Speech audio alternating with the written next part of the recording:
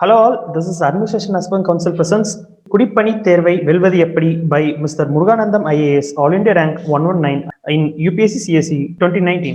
We welcome you, sir. I kindly welcome our respected staff in charge, Mrs. Ravindra Reddy ma'am, to felicitate the speaker. Yes, Thank you, Rubesh. Administrative Aspirants Council of GCT was started on August 2018 in order to encourage the young minds who are interested in preparing for civil service exams and also for Tamil Nadu group services. In order to use the lockdown period effectively, members of AAC is arranging this type of activities continuously, which is very much useful for the students. In connection with that, today our speaker, Mr.Muruganantham IAS, has consented to deliver this session. In this occasion, on behalf of Government College of Technology, Coimbatore and Administrative Aspirants Council, I would like to thank Muruganantham IAS sir for accepting the invitation and rendering his experiences with us even in this odd time. Once again, I thank you, sir, for giving us your valuable time. And I'm now handing over the session to Rubesh.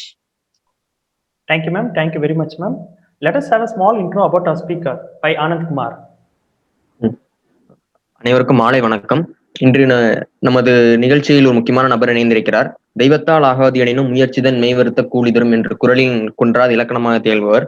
நம்ம உலக வரலாற்றில் மிக முக்கியமான நிகழ்வு ஒரு 7 ஆண்டு போர் என்ற ஐரோப்பிய வரலாற்றில் உள்ளது. அதை தன்னுடைய வாழ்வில் நிகழ்த்து காட்டி தன்னுடைய அகில இந்திய குடிமைப்பணி தேர்வின் பயிற்சியின் பயணத்தில் ஒரு மகத்தான வெற்றியையும் நிகழ்த்தி காட்டி இன்று நம்முடைய இணைந்திருக்கக்கூடியவர் திரு முருகானந்தம் இந்திய ஆட்சி பணித்துறை அவர்கள். இவர் கோவை மாவட்டத்தைச் சேர்ந்த ஆனைமலை வட்டத்தைச் சேர்ந்த ஒரு இளங்கலை பொறியியல் பட்டதாரி. கடந்த காலங்களில் தமிழக அரசு பணியாளர் தேர்வாணையத்தினுடைய குரூப் 2 மற்றும் குரூப் 4 தேர்வுகளில் வெற்றி பெற்று ஊரக வளர்ச்சித்துறை மற்றும் கூட்டுறவு துறைகளில் மகத்தான பொறுப்புகளை ஆற்றியுள்ளார். அதன் பிறகு 2019 ஆண்டு நடைபெற்ற அகில இந்திய குடிமைப்பணி தேர்வில் தன்னுடைய 4வது வாய்ப்பில் அகில இந்திய அளவில் 119வது இடத்தை பெற்று சாதனை படைத்துள்ளார். தன்னுடைய முதன்மை தேர்வில் அனைத்து தாள்களையும் தமிழிலேயே எழுதி அதோடு தமிழ் இலக்கியத்தை தன்னுடைய இரு பாடமும் எடுத்து மிகச்சிறந்த மதிப்பெண்கள் பெற்று நம்முடைய தமிழகத்திற்கு பெருமை சேர்த்துள்ளார். தற்போது அவர் அகில இந்திய குடிமைப்பணி தேர்வு பயிற்சியாளர் தேர்வில் வெற்றி பெற்ற அனைத்து பணியாளர்களும் ட்ரெயினிங் நடக்கக்கூடிய LBSNA என்று அழைக்கப்படும் Lal Bahadur Shastri national academy for administration அந்த பகுதியில் இருந்து நம்முடைய இன்று நிகழ்வில் இணைந்திருக்கிறார். தொழில்நுட்ப கல்லூரியின் அகில இந்திய குடிமைப்பணி தேர்வாளர் பயிற்சி மையத்தின் சார்பாக அவர்கள் வருக என வரவேற்கிறோம். Thank you, Anand. Thank you for his kind intro. So, we are wishing to handing over the session to Mr. Muruganantham IAS, sir. Sir, you can take over, sir. அன்பர்களுக்கு வணக்கம். இன்றைக்கு இந்த கரோனா காலத்தில் நேர தூரங்களை கடந்து இந்த இணைய ஊடகத்தினூடாக உங்களுடைய இணைவது உங்கள் அன்பன் முருகானந்தம். ஒரு 7 ஆண்டு கால போருக்கு பிறகு ஒரு இறுதி வெற்றியாக கிடைத்த குடிப்பணி தேர்வு அகில இந்திய அளவில் 119வது இடம் பெற்று இந்திய ஆட்சி பணிக்கு தேர்வாக இருக்கிறேன். நான் கடந்து வந்த பாதையில் கற்று வந்த பாடங்களை உங்களோடு பகிர்ந்து கொள்வதற்கான இந்த சிறு காணொளி வாயிலாக இணைவதில் எனக்கு மிக்க மகிழ்ச்சியாக இருக்கிறது.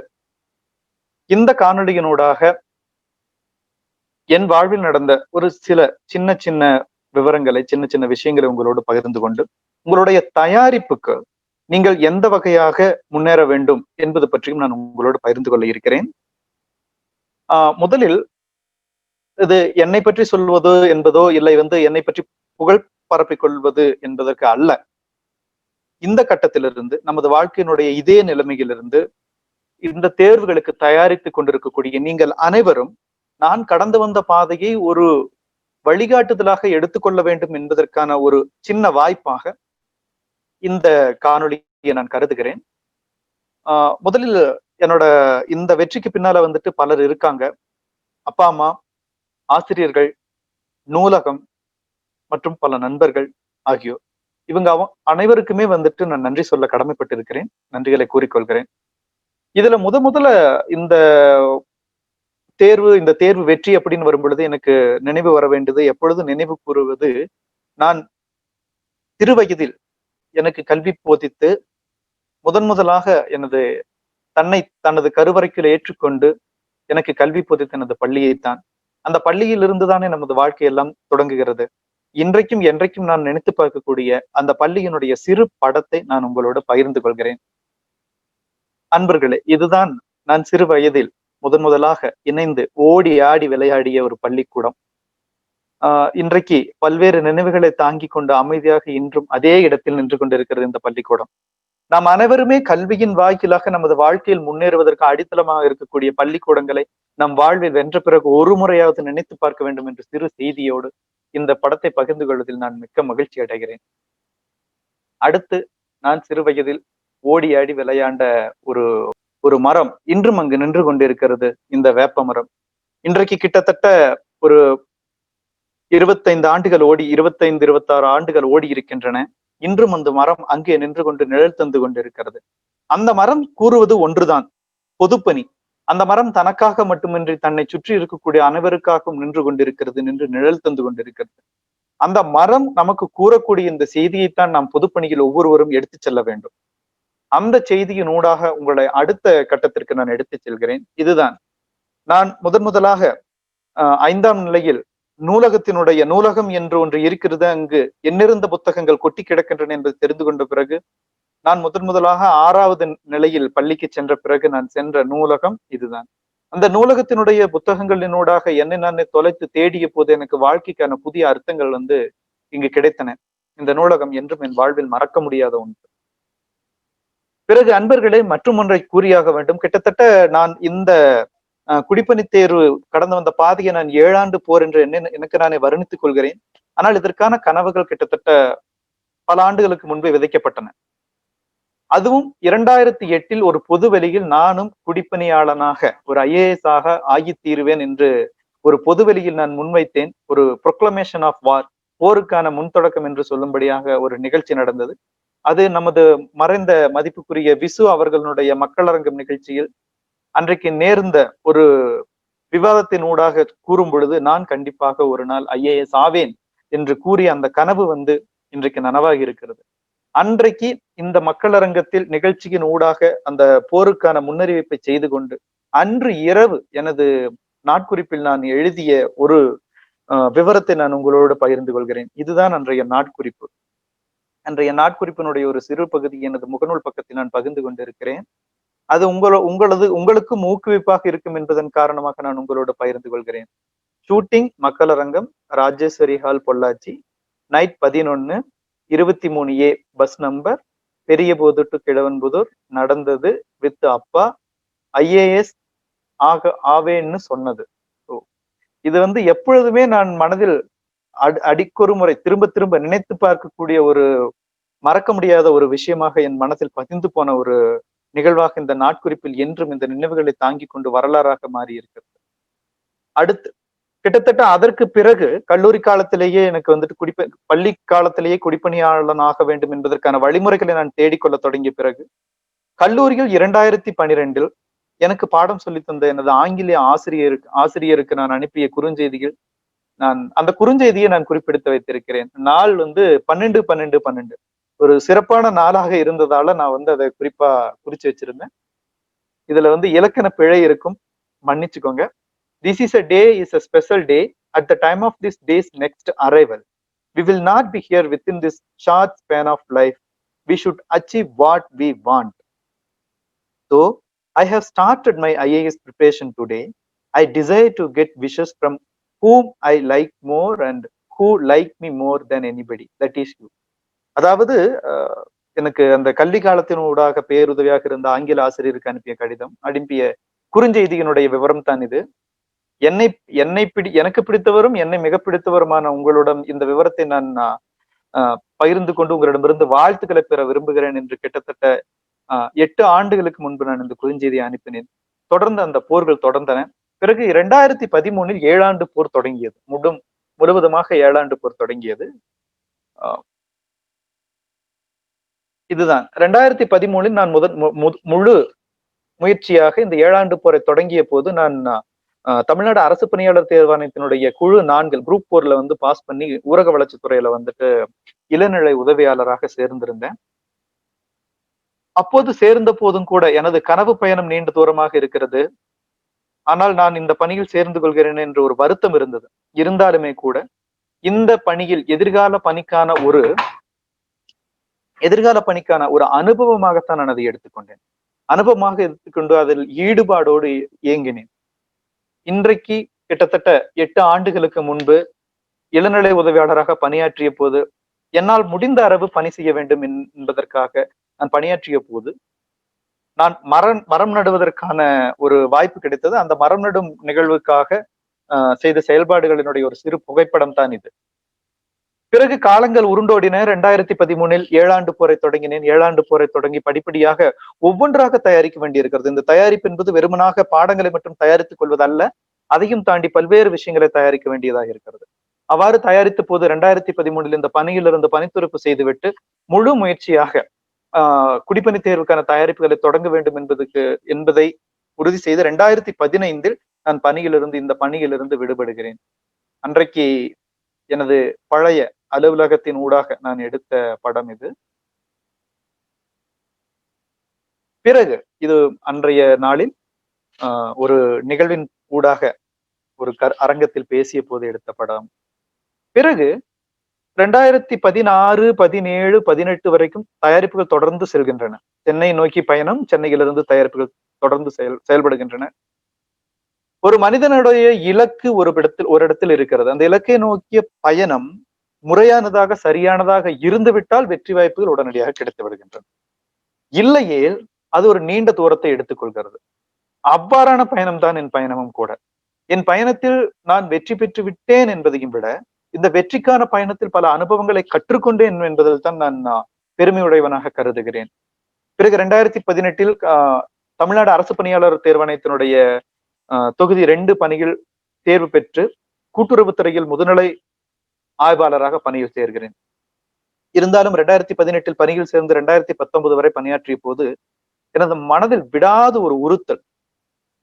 ஏனென்றால் காலம் மிக முக்கியமானது. பல்வேறு அனுபவங்களை கற்றுக்கொண்ட பிறகு, இந்த தேர்வினுடைய அகல நீளங்களை தெரிந்து கொண்ட பிறகு மீண்டும் மற்றும் ஒரு பணியில் இணைந்து கொண்டு எனது காலத்தையும் நேரத்தையும் வீணாக்கி கொண்டு எனது பயணத்துக்கான அந்த வழிப்பயணத்தில் நான் தொய்வடைந்து விடுகிறோனோ என்ற ஒரு வருத்தம். அந்த வருத்தத்தினூடாக மீண்டும் 2வது பணியையும் துறந்து விடுவது என்று முடிவு செய்த பிறகு அன்றைக்கு நான் வைத்த ஒரு ஸ்டேட்டஸ், வாட்ஸ்அப்ல ஒரு ஸ்டேட்டஸ் வச்சுட்டு அன்னைக்கோட வாட்ஸ்அப் டெலீட் பண்றேன். அந்த வாட்ஸ்அப்ல வச்ச ஸ்டேட்டஸ் மேல பாத்தீங்கன்னா தெரியும், நிறைய ஸ்டேட்டஸ் வச்சேன். ஏன்னா எனது மனதில் இருந்த குமுறல்கள் எல்லாம் கொட்டி தீர்த்தேன். அவ்வாறு கொட்டியதில் நான் வைத்த ஒரு ஸ்டேட்டஸோட அப்டேட் பிக்சர் தான் இது. அது உங்களுக்கு ஒரு மறக்க முடியாத நினைவா இருக்கும்னு நினைக்கிறேன். I am neither controlled by my past nor afraid of the future but to work on this present. I don't wanna discuss about what's and ifs of future and I am confining myself within this second. So I have confined myself within that second and then அந்த பணியிலிருந்து பணித்துறப்பு செய்கிறேன். பணித்துறப்பு செய்வதற்கு முன்பாக ஒரு நடந்த நிகழ்வினூடாக எனது ஒரு பேச்சு நடைபெற்றது. இவ்வாறு பல்வேறு நினைவுகளின் ஊடாக நான் கடந்து வந்து பிறகு கிட்டத்தட்ட அதற்கு பிறகு 2019 அந்த பணியும் பணித்துறப்பு செய்துவிட்டு பிறகு இறுதி கட்டமாக முழு தயாரிப்பாக இறங்குகிறேன். முழு தயாரிப்பாக இறங்கி தொடர்ந்து எனது நாட்குறிப்புகளினூடாக நினைவுகளை நான் பதிந்து கொண்டு வந்திருக்கின்றேன். அவற்றில் மற்றும் ஒரு நாட்குறிப்பு பக்கம் உங்களுக்கு உகந்ததாக இருக்கும் என்றால் அது இந்த பக்கம்தான். August 4, 2019 I have done that என்று எழுதி இருக்கிறேன். அது ஒரு பயணத்தினுடைய ஒரு முடிவு, ஒரு போரினுடைய இறுதி வெற்றி. அவ்வாறாக அந்த 7ஆண்டு போர் ஆகஸ்ட் 4 119வது இடத்தில் முடிவடைந்தது. ஆக இதுதான் நான் கடந்து வந்த பாதையினுடைய ஒரு சிறு குறிப்பு. இந்த பாதை பயணத்தினூடாக பல்வேறு மேடு பள்ளங்கள் கடந்து வந்திருக்கின்றேன். பல்வேறு விதமான சிரமங்களை கடந்து வந்திருக்கிறேன். இருந்தாலும் கூட என்னை விடவும் சிரமங்களை கடந்து, என்னை விடவும் பல பேர் மேடு பள்ளங்களை கடந்து வெற்றி பெற்றவர்கள் நமக்கு முன்பு சென்றிருக்கிறார்கள் என்றதை நான் மறந்து விடுபவன் அல்ல. அவர்களிட்டு கொடுத்த பாதையில் தான் நான் பயணித்திருக்கிறேன். நானும் அந்த பாதையை கற்றுவிட்ட பிறகு அந்த பாதையில் நான் கடந்து வந்த பயணத்தை உங்களோடு பகிர்ந்து கொள்வதிலும் நான் மிகுந்த மகிழ்ச்சி அடைகிறேன். அது அந்த விதத்தில் அமைய போவதுதான் இந்த சிறு காணொளி. ஆக அன்பர்களே, இந்த பயணத்தினூடாக ஒரு சின்ன சின்ன விஷயங்களை நான் உங்களோடு பகிர்ந்து கொண்டேன். இந்த பயணம் என்னை பொறுத்தவரையில் என் வாழ்வினுடைய ஒரு மிகவும் சுவாரஸ்யமான, மிக முக்கியமான பயணமாகத்தான் இருக்கிறது. மனிதர்களுக்கு ஒவ்வொருவருடைய வாழ்க்கை பயணமும் அவரவர்களுக்கு மிகவும் சுவாரஸ்யமானதுதான் இல்லையா? அந்த விதத்தில் தான் எனது வாழ்க்கை பயணம் அமைந்தது. பிறகு ஒரு வழியாக எனது கனவு பயணத்தை நான் அடைந்திருக்கிறேன். கிட்டத்தட்ட முதலாக குடிப்பணியாளர் IAS அப்படிங்கிற ஒரு விஷயம் எப்ப தெரியுதுன்னா, நான் 7வது படிக்கையில எனக்கு தெரிய வருது. அதற்கு பிறகு 2008 முதலா நான் வந்து ஒரு பொது வெளியில வந்து வைக்கிறேன். அதுக்கு பிறகு தொடர்ந்து தேடல்கள். நமது பகுதியில், நமது கிராமப்புறங்களில் நமக்கு தேவையான அளவு போதுமான எக்ஸ்போசர் இல்லாத பக்கத்துல நமக்கு கனவுகள் இருந்தாலும் கூட அந்த கனவுகளை நோக்கி பயணித்து நமக்கு போதுமான உள்ளீடுகள் கிடைக்காததால மிக நீண்ட பயணமா அமைஞ்சிருக்கு. அப்படி 2008 பொதுவெளியில் வைத்து பிறகு தொடர்ந்து பயணித்து 2013 ஏழாண்டு போரை தொடங்கி பிறகு 2020 ஒரு வழியாக ஏழாண்டு போர் முடிவடைந்தது நண்பர்கள். இந்த ஏழாண்டு போர் முடிவடைந்தது என்று சொல்லும் பொழுது அது ஒரு பயணத்தினுடைய முடிவு. ஆனால் அடுத்த கட்ட பயணத்தினுடைய தொடக்கம். அந்த பயணத்தினூடாக நான் பயணிக்க தொடங்கிய போது நான் கடந்து வந்த பாதையின் அனுபவங்களை உங்களோடு பகிர்ந்து கொள்ளும் பொழுது நீங்களும் இதே பாதையில் பயணித்து குடிப்பணியாளராக ஆகி நான் சுமந்து கொண்டிருக்கக்கூடிய இந்த மக்கள் பணி என்ற கனவை உங்களோட இதயத்தில் நீங்களும் எடுத்துக்கொள்ளும் பொழுது எனது அடுத்த கட்ட பயணமான குடிப்பயணம் அல்லது குடிப்பணி பயணம் என்பதில் நான் சுமந்து கொண்டிருக்கும் கனவுகளை உங்களோடும் பகிர்ந்து கொண்டேன் என்ற ஒரு மன சாந்தி கிடைக்கும் என்பதைத்தான் இந்த காணொலியின் வாயிலாக நான் உங்களோடு பகிர்ந்து கொள்கிறேன். சரி, இப்போ தொடர்ந்து இந்த பேச்சு போட்டியில பேசுற மாதிரியே பேசிட்டு இருக்கிறேன். அதுக்கு அது போதும். நம்ம பிராக்டிக்கலா கொஞ்சம் பேசுவோம். இப்ப வந்து என்னன்னா, நான் இந்த காணொலியை பொறுத்த வரைக்கும் நீங்க பிரிலிம் எப்படி படிக்கிறது, மெயின் எப்படி படிக்கிறது, இன்டர்வியூக்கு எப்படி ப்ரிப்பரேஷன் பண்றதுன்னு நான் சொல்ல போறது இல்ல. நீங்க வந்து பல்வேறு விதமான தேர்வுகளுக்கு தயாரித்து கொண்டிருக்கலாம். ஒருவேளை நீங்க வந்து டிஎன்பிசி படிச்சுட்டு இருக்கலாம், இல்ல எஸ்எஸ்சி படிச்சிருக்கலாம், இல்ல கேட்டுக்கு படிச்சுக்கிட்டு இருக்கலாம், இல்ல எந்த ஒரு எக்ஸாமுக்கு வேணாலும் படிச்சுக்கிட்டு இருக்கலாம். இப்ப இந்த எக்ஸாம் எல்லாமே 2 பார்ட் இருக்குதுங்க. இந்த ப்ரிப்பரேஷன்ல மொத்தமா 2 பார்ட் இருக்கு. நம்ம 2 பார்ட்ல ஒண்ணு என்னன்னா நாம மட்டுமே பண்ணிக்கக்கூடிய பார்ட். இன்னொரு பார்ட் என்னன்னா நம்ம மற்றவங்க கிட்ட இருந்து கத்துக்க கொள்ளக்கூடிய பார்ட். இப்ப மற்றவர்களிடமிருந்து கற்றுக்கொள்ளக்கூடிய அந்த பார்ட் வந்து நான் இப்ப கலந்து ஆலோசிக்க போறதில்ல, உங்களோட டிஸ்கஸ் பண்ண போறதில்ல. நீங்க மட்டுமே செய்ய வேண்டிய ஒரு பார்ட் இருக்கு. அந்த பார்ட்டை பத்தி மட்டும் சொல்ல போறேன். ஏன்னா நீங்க மற்றவர்களிடமிருந்து கற்றுக்கொள்ளக்கூடிய அந்த ஸ்கில்ஸ் எல்லாத்தையும் நீங்க வந்து பல விதத்துல கத்துக்கலாம். அதை எப்படின்னு சொல்றேன். ஆனா அந்த ஸ்கில்ஸை கத்துக்கிறதுக்கு ஒரு விதமான அடிப்படை வந்து உங்களுக்கு வேணும். அந்த அடிப்படையை பற்றி தான் நான் இப்ப உங்களோட பகிர்ந்துக்க போறேன். இப்போ இந்த ப்ரிப்பரேஷன் வந்து நாம ப்ரிப்பேர் பண்ண போறோம். யூபிஎஸ்சி, டிஎன்பிசி, கேட், எஸ்எஸ்சி அப்படின்னு ஆரம்பிச்சிடறோம். ஆனா வந்து அது நம்மளா படிக்கிறோம், குரூப்பா சேர்ந்து படிக்கிறோம். ஆனா சரியான வகையில போறோமான்னு தெரியறது இல்லை. ஏதோ பண்ணுறோம் அப்படிங்கிற மாதிரியே இருக்கும். அந்த ஷார்ப்னஸ் முக்கியம். அந்த ஷார்ப்னஸ் இருக்கும் பொழுதுதான் நம்ம இந்த தேர்வுகளை வந்து வெற்றி பெற முடியும். அந்த ஷார்ப்னஸ் வரணும் அப்படின்னா நமக்கு இந்த எக்ஸாமை அனலைஸ் பண்ணக்கூடிய ஒரு கெப்பாசிட்டி வந்து வரணும். அப்ப இந்த எக்ஸாமை எப்படி அனலைஸ் பண்றதுன்னா ஒரு சில பேசிக் ஐடியாஸ் மட்டும் நான் சொல்றேன். ப்ரிப்பரேஷன் ஆரம்பிக்கிறோம், புக் வாங்குறோம், டெஸ்ட் எழுதுறோம், படிக்கிறோம், அப்படி போயிட முடியாது. அப்படி போக்குறதுனாலதான் நம்மளால வந்து நிறைய நேரம் எடுத்துக்குது. அதையும் தாண்டி இந்த எக்ஸாமை அனலைஸ் பண்ணணும். உட்கார்ந்து அனலைஸ் பண்ணினீங்கன்னா ஈஸியா நம்மளால வந்து இதுல பயணிக்க முடியும். ஸோ அதுக்கான ஒரு சில வழிமுறைகளை மட்டும் நான் உங்களோட பகிர்ந்துக்கிறேன். First one, plan. இப்ப இதுல வந்துட்டு என்னன்னா இது ஒரு நீண்ட பயணம் இல்லையா? இந்த பயணத்துல வந்துட்டு எங்கேயோ ஒரு பக்கம் கிளம்பி எங்கேயோ ஒரு பக்கம் போறோம்னு இல்லாம இங்க கிளம்பி இங்க போறோம் அப்படிங்கறதுக்கான திட்டமிடுதல் முக்கியம். நீங்க கல்லூரியில படிச்சுக்கிட்டு இருக்கலாம், இல்ல வந்து கல்லூரி முடிச்சிருக்கலாம், இல்ல வந்து வேறு பணியில் இருக்கலாம், அல்லது முழு முயற்சியாக நீங்க வந்து தேர்வுக்கு தயாரிச்சுட்டு இருக்கலாம். எதுனாலும் நீங்கள் திட்டமிட வேண்டும். உங்களுடைய தேர்வு காலம் எங்க இருக்கிறது, அதற்கு அந்த தேர்வு காலத்தை, அந்த தேர்வு இடத்தை, அந்த தேர்வு களத்தை அணுகுவதற்கு முன்பாக நீங்க எந்தெந்த விதத்துல உங்களை தயாரிச்சுக்கணும், அதுக்கு என்னென்ன அடிப்படைகள் தேவை அப்படிங்கறத வச்சு திட்டமிடணும். ஒரு முழு திட்டமிடல் மிக முக்கியமானதா இருக்கு. முதல் ஒண்ணு வந்து திட்டமிடுதல் வேண்டும். 2வது ஃபேக்டர் டைம். இப்போ நீங்க வந்து கன்னியாகுமரியில இருந்து சென்னை வர்றீங்க அப்படின்னா உங்களோட வழிகளை வந்து நீங்க அமைச்சுக்கணும். எவ்விதமான சிக்கல்கள் இருக்கும், எவ்வளவு நேரம் எடுத்துக்கொள்ளும், எந்த வண்டியில போறோம், எங்க பெட்ரோல் போடணும், எங்க சாப்பிடணும், எவ்வளவு டைம் எடுத்துக்கும், எங்க தூங்கணும். இது போல ஒரு பிளானிங் போட்டுட்டீங்கன்னா கன்னியாகுமரியில இருந்து சென்னைக்கு பிளான் போட்டதுக்கு அப்புறம் டைமிங் முக்கியம். காலேஜ்ல இருக்கிறீங்க, காலேஜ் முடிச்சு தொடங்குறதா, இல்ல காலேஜ்ல இருக்கும்போதே ப்ரிப்பரேஷன் தொடங்குறதா, காலேஜ் முடிச்ச உடனே தொடங்குறதா, எக்ஸாம்ல வேற ஜாப்ல இருந்தீங்கன்னா நீங்க எப்படி ப்ரிப்பரேஷன் பண்றது, எப்ப உங்களோட டைமிங் அப்படிங்கிறது ரொம்ப முக்கியம். இந்த டைமிங்ல ஃபர்ஸ்ட் திங் என்னன்னா ஏர்லி ஸ்டார்ட். முதல்ல தொடங்கிடணும். உங்களோட தயாரிப்பு எதுனாலும் முதலில் தொடங்குவேன். நீங்கள் கல்லூரியில் படித்துக் கொண்டிருப்பவர்களாக இருந்தீர்கள் என்றால் உங்களுடைய தேர்வுக்கான தயாரிப்பு பயணத்தை உடனடியாக தொடங்குவேன். அதே போல ஒரு நாளில் உங்களுடைய தயாரிப்பை நீங்க தொடங்க ஆரம்பிக்கிறீங்க, ஒரு நாள்ல ஒரு டேல வந்து காலையில படிக்க ஆரம்பிக்கிறீங்கன்னா முதலில் தொடங்க வேண்டும். 6 மணினா 5:30க்கு தொடங்க வேண்டும். ஒரு குரூப்பா உட்கார்ந்து படிக்கிறீங்கன்னா 4 பேர் படிக்கிறதுக்கு முன்னால அவங்களையும் முதல்ல தொடங்க. ஆக இந்த ஏர்லி ஸ்டார்ட் அப்படிங்கிறது டைம் ஃபேக்டர்ல மிக முக்கியமானது. 2வது என்னன்னா, அதாவது கன்னியாகுமரியில இருந்து சென்னைக்கு முதல்ல கிளம்பிடணும். 2வது மேக்ஸிமைஸ் பண்ணணும். டைம வந்து அதிகபட்சமான டைம் போடணும். எவ்வளவுக்கு எவ்வளவு நீங்க அதிகமான டைம் ஒர்க் பண்றீங்களோ, அந்த அளவுக்கு உங்களோட எஃபிசியன்சி, உங்களோட ஸ்கில்லு இதெல்லாம் இல்லாமலே அதிகப்படியான டைம நம்ம இன்புட்டா குடுக்கும் பொழுது, நமக்கு வந்துட்டு சக்சஸ் ரேட் வந்து அதிகமாகும். நம்ம வண்டி மெதுவா போகலாம். நம்ம வண்டி ஓட்டக்கூடிய திறமை கம்மியா இருக்கலாம். இந்த பிரச்சனைகள் எல்லாத்தையும் தாண்டி கூட, நீங்க அதிகப்படியான நேரம் 24 ஹவர்ஸ்ல வந்துட்டு நீங்க வந்து 13 ஹவர்ஸ் வண்டி ஓட்டுனீங்கன்னா, உங்கனால உங்களோட எஃபிசியன்சி அண்ட் ஸ்கில் செட் அத தாண்டி உங்கனால வந்து தூரங்கள கடக்க முடியும். ஸோ டைம் அப்படிங்கிறது ரொம்ப முக்கியம். இது 2வது பார்ட். 3வது பார்ட் என்னன்னா, எக்ஸ்பர்டைஸ். எக்ஸ்பர்டைஸ் அப்படின்னா வழிகாட்டுதல். ஆ இதுல வந்து 2 கருத்து இருக்கு. தானா படிக்கிறது அப்படிங்கிற சொல்லிட்டு ஒரு சிலர் நம்ம நினைக்கிறோம். அது ஒண்ணு. இன்னொன்னு வந்து மற்றவர்களிடமோ, இல்ல ஒரு கல்வியகங்களிடமிருந்தோ போதுமான உள்ளீடுகளை பெற்று படிக்கிறது. இதுல வந்து தன்னிச்சையாக தானே படிக்கக்கூடியவர்கள் அப்படிங்கிறவங்க தானே படிக்கலாம், தானே டெஸ்ட் எழுதலாம், தன்னைத்தானே இம்ப்ரூவ் பண்ணிக்கலாம். நமக்கு நம் கண் முன்னாலேயே அப்படி தேர்வானவர்கள் இருக்கிறார். ஆனால் அவர்கள் வந்து மிக குறைந்தபட்சமானவர்.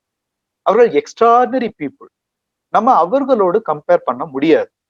நம்ம பொதுவா இருக்கக்கூடியவங்க அரௌண்ட் ஒரு 80% ஒரு 90% ஆஃப் மக்களுக்கு என்ன வழிமுறைன்னு தெரியறது இல்ல.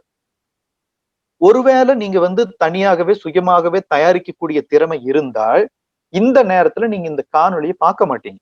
காரணம் என்னன்னா, உங்களுக்கு வழிகள் தெரிந்திருக்கும். நீங்கள் அந்த வழிகளில் பயணித்துக் கொண்டிருப்பீர்கள். ஒருவேளை இந்த காணொளியிலிருந்து கருத்துக்களை பெற்று எடுத்துச் செல்ல வேண்டும் என்று நீங்கள் காத்திருப்பவர்களாக இருந்தால், உங்களுக்கு போதுமான வழிகள் இல்லை. நீங்கள் வந்துட்டு மற்ற இடங்களிலிருந்து வழிகாட்டுதல்களை பெற்றுக்கொள்ள வேண்டும் அப்படிங்கிறது ஒரு முக்கியமான விஷயம். அப்ப வழிகாட்டுதல்கள் அப்படின்னா, இப்ப நீங்க இந்த காணொளி பார்க்குறீங்க. இந்த காணொளியிலிருந்து சில விவரங்களை எடுத்துக்கிறீங்க. அது ஒண்ணு. ஒரு இன்ஸ்டிடியூஷன்ல இருந்து விவரங்களை எடுத்துக்கிறது அது ஒண்ணு.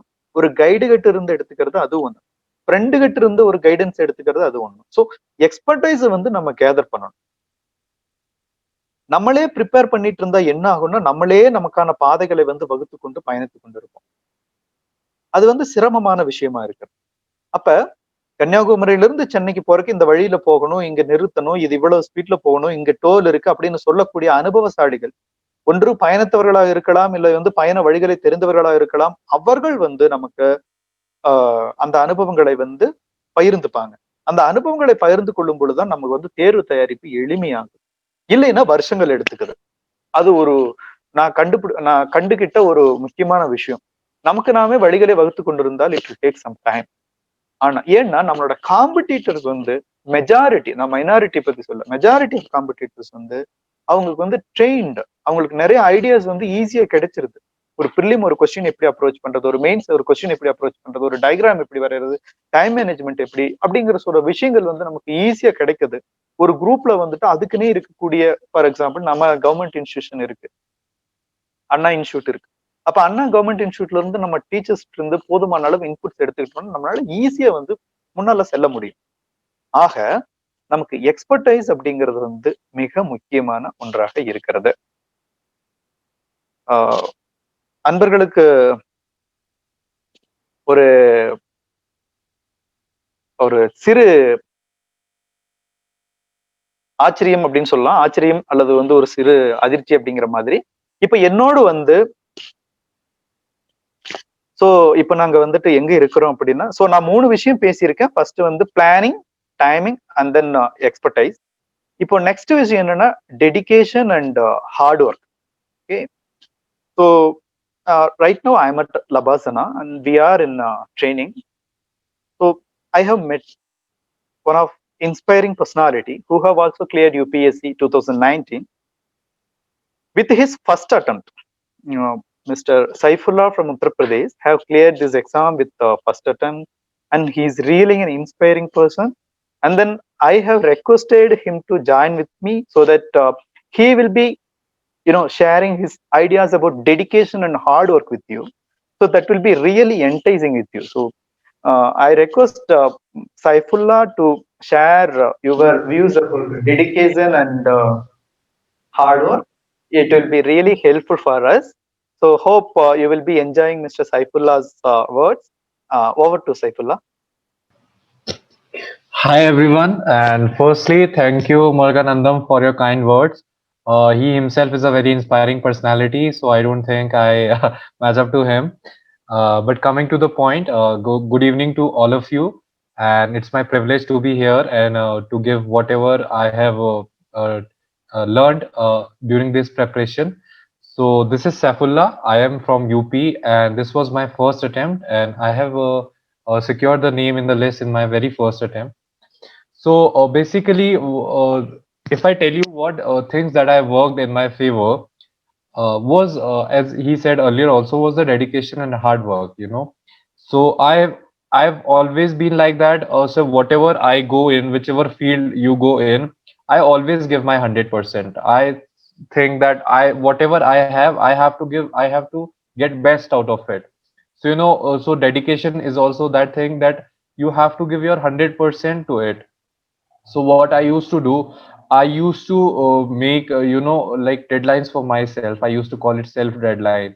So for example, if my option I am having optional subject, so I'm thinking to complete that optional subject in maybe 1 month only, and this is going to be my plan.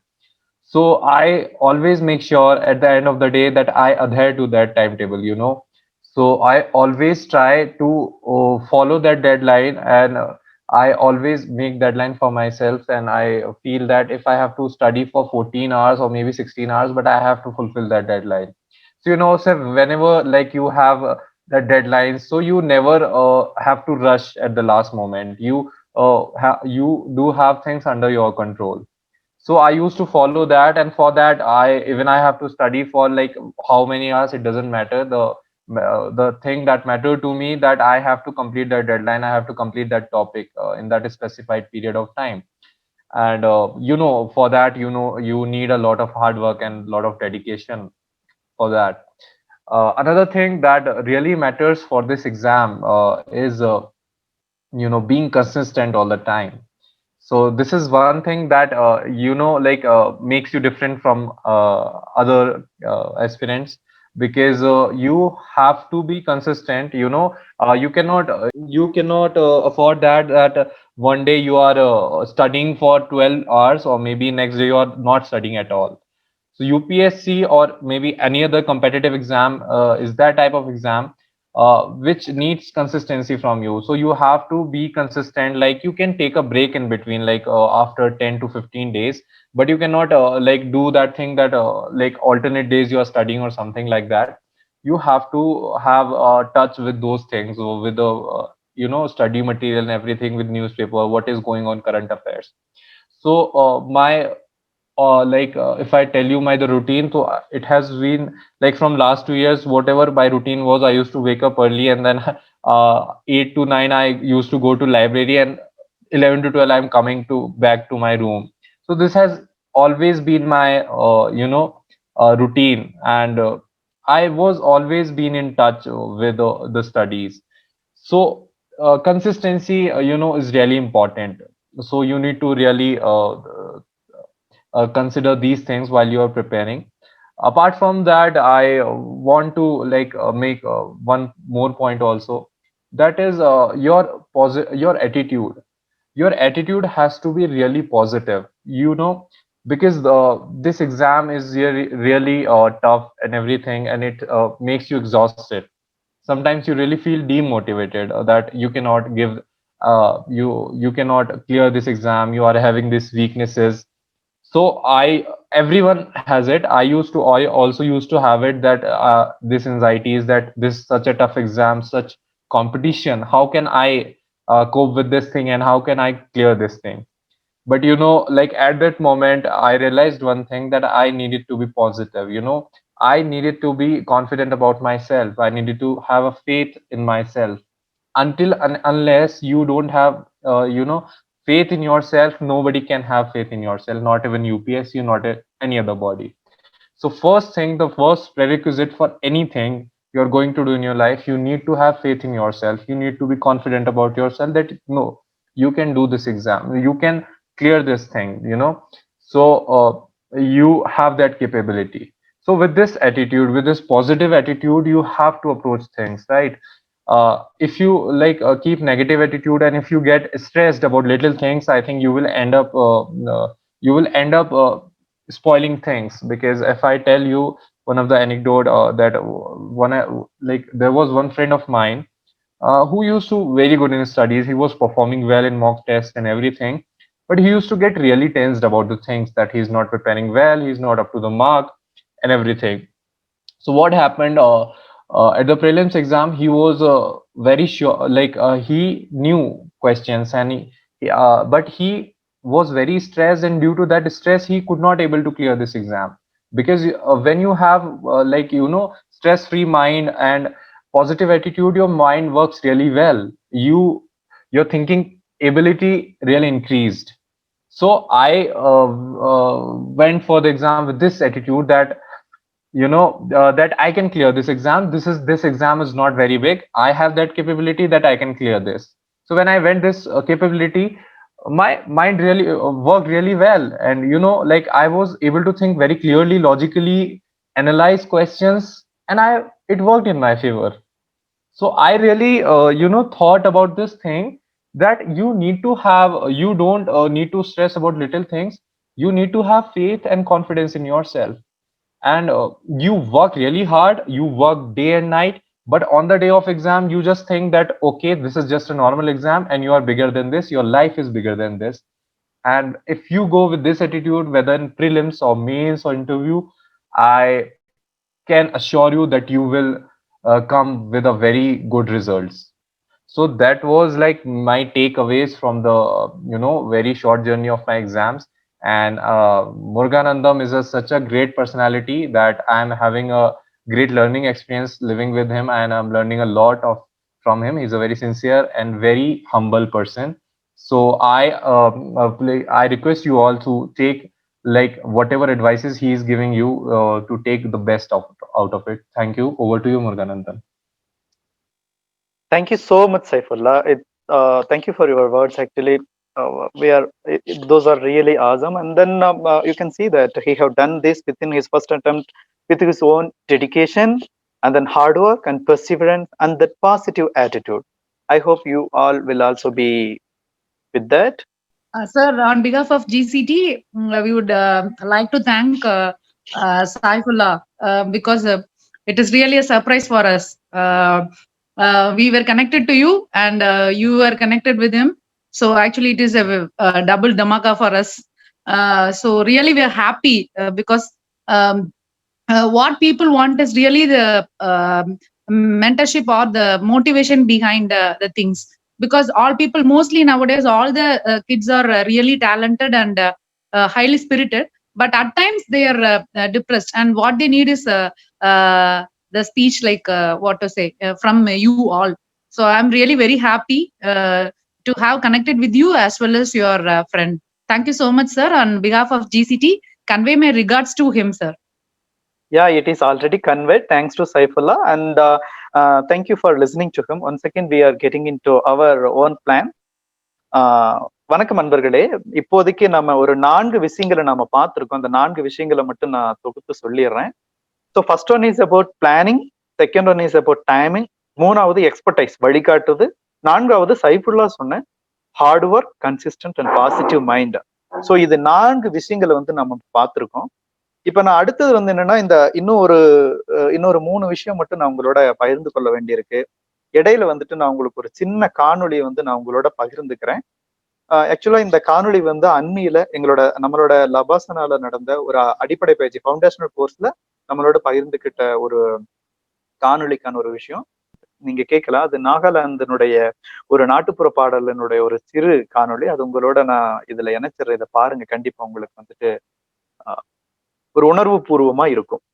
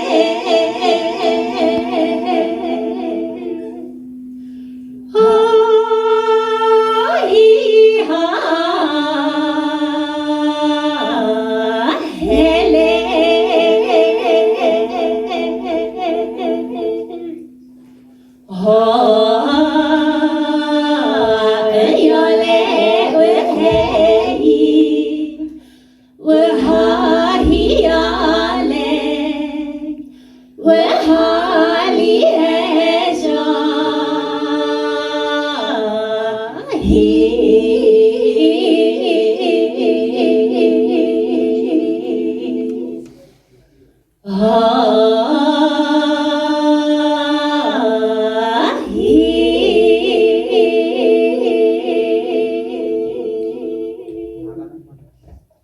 He or hey.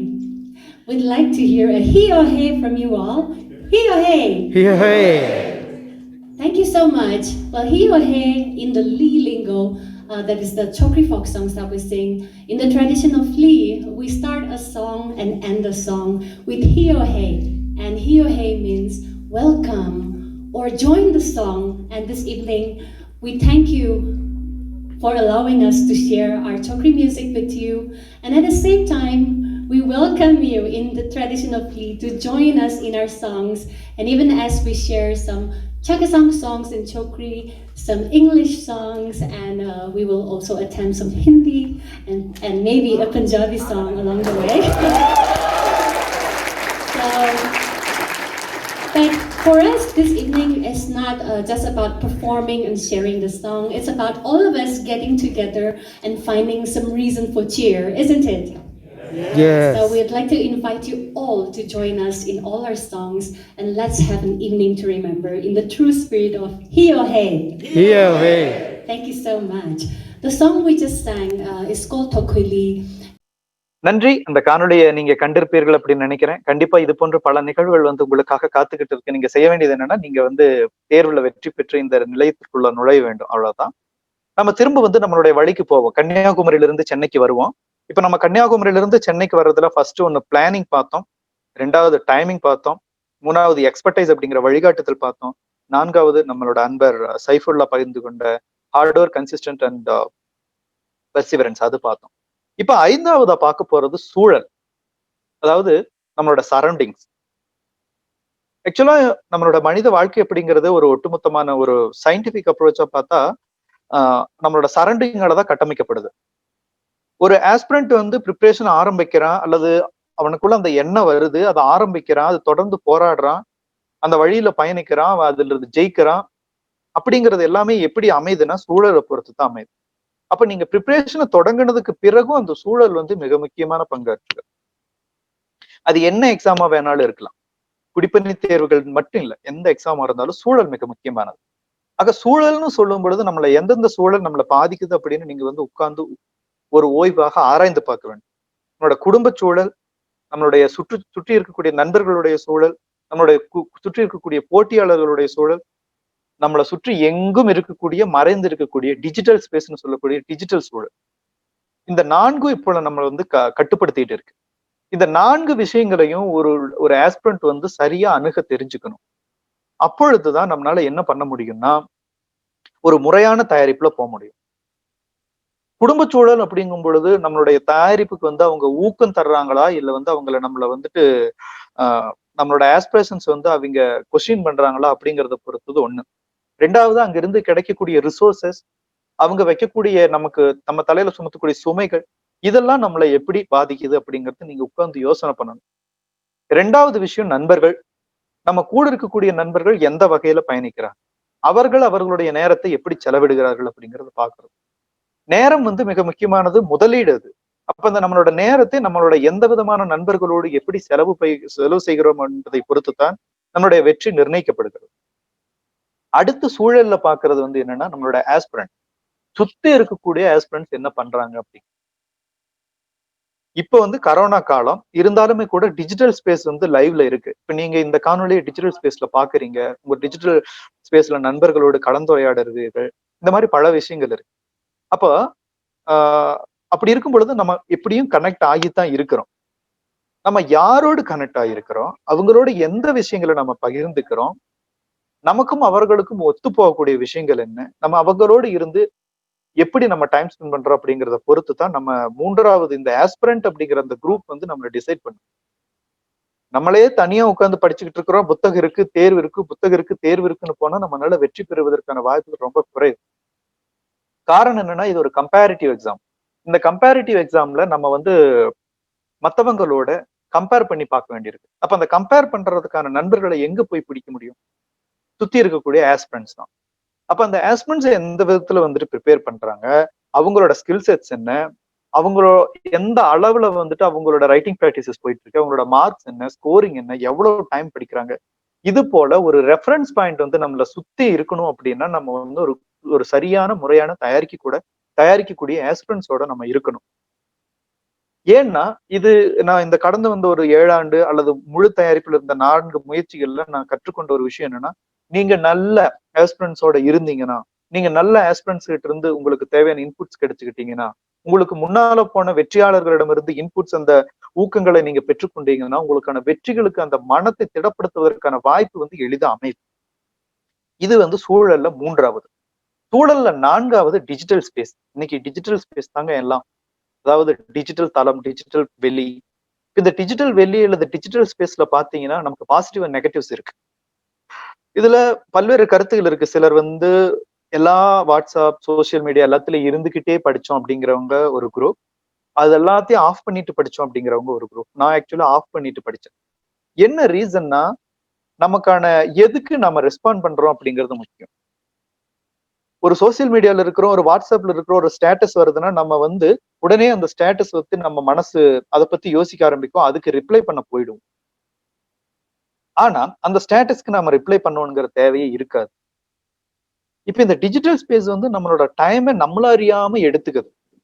Especially aspirants வந்துட்டு இப்ப digital ஸ்பேஸ்ல connect ஆகி prepare பண்ணக்கூடியவங்களுக்கு வந்து மிக முக்கியமான நன்மையும் அதுதான், தீமையும் அதுதான்.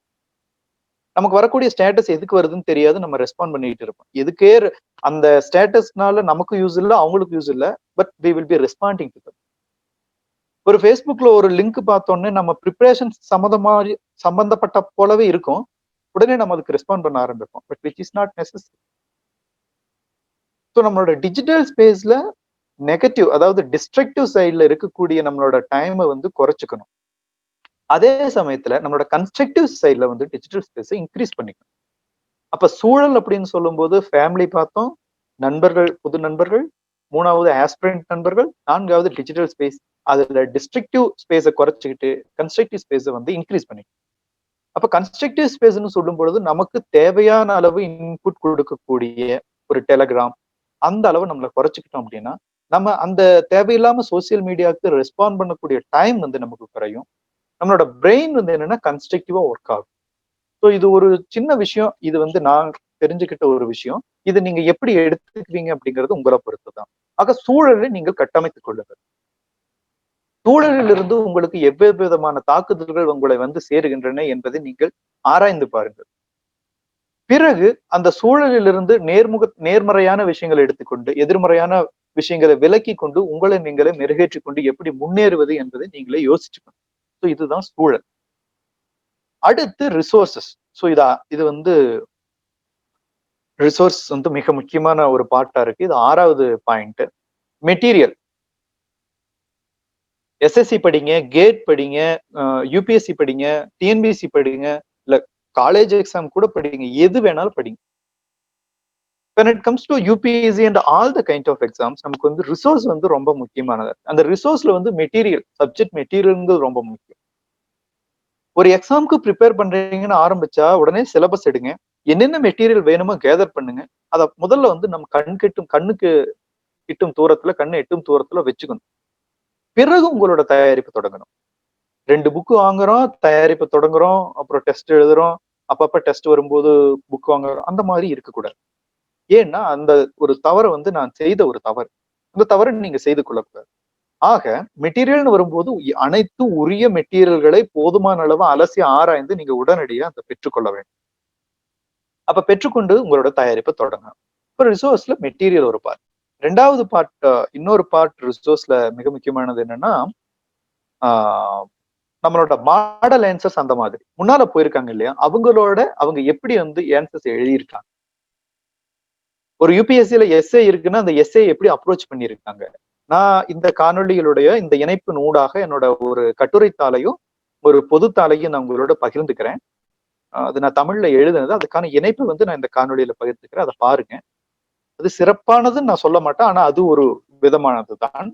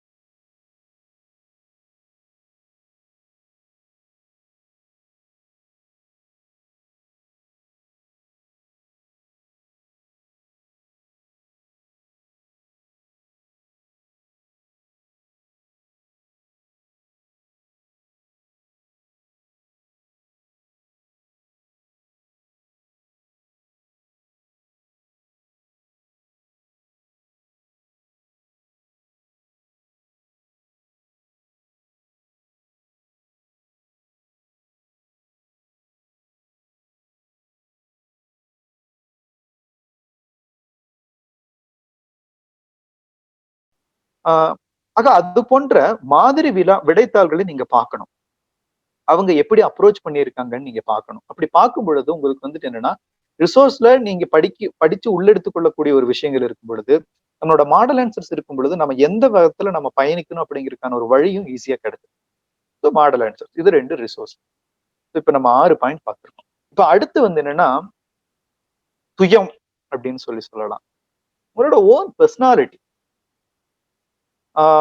இப்போ இந்த காணொலியை பார்க்கக்கூடிய பல்வேறு அன்பர்கள் இந்த காணொலியை தொடங்கும் போது நீங்க என்ன நினைச்சிட்டு இருக்கலாம்னா, நான் ஒருவேளை ப்ரிலிம் எப்படி படிக்கிறது, மெயின்ஸ் எப்படி படிக்கிறது, ஆன்சர் ரைட்டிங்ஸ் எப்படி, எஸ்ஏக்கு என்னென்ன மாதிரி பண்றது, எங்க டெஸ்ட் சீரிஸ் சேர்றது, எங்க கோச்சிங் போறது, கோச்சிங் போறதா வேண்டாமா, மெட்டீரியல் எது வாங்குறது, தமிழ்ல படிக்கிறதுக்கு என்ன மெட்டீரியல், தமிழ்ல எப்படி எழுதி பழகிறது, இது போன்ற விஷயங்கள் எல்லாம் நான் பகிருவேன் அப்படின்னு நீங்க நினைச்சிட்டு இருந்திருந்தீங்கன்னா அது வந்து ஒரு தவறான விஷயமா போயிடும். ஏன் அப்படின்னா, நான் இந்த காணொலியை பொறுத்த வரைக்கும் நான் உங்களோட அந்த விஷயங்களை பகிர்ந்து கொள்ள வேண்டாம் அப்படின்னு தான் நினைச்சேன். என்னன்னா, நமக்கு சுயம் அப்படிங்கிறது ரொம்ப முக்கியம்.